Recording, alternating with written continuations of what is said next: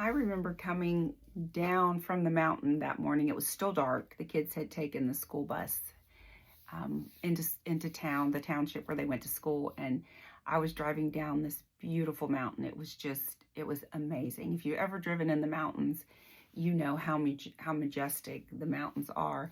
And what made it even better was I was driving a 79 Bronco, right? With I think a 351 Windsor, 321 Windsor. Anyway, in the 300s.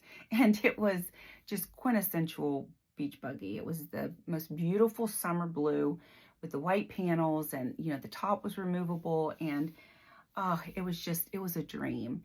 And as I was driving down that mountain, I began to just feel anxious, that lump that forms in your throat when you feel like your dog's died, but your dog's still alive, right? It's like something in the back of your mind that's just lingering. And I just began to be just overwhelmed with fear, with worry, with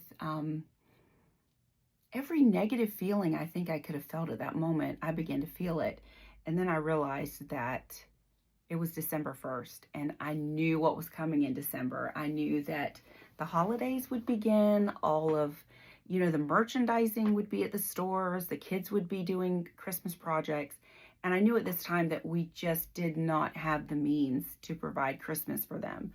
And so as I, made my way into town, it was about 45 minutes, I just began to just weep and cry out to God. And one of the worst states of mind that I've been in.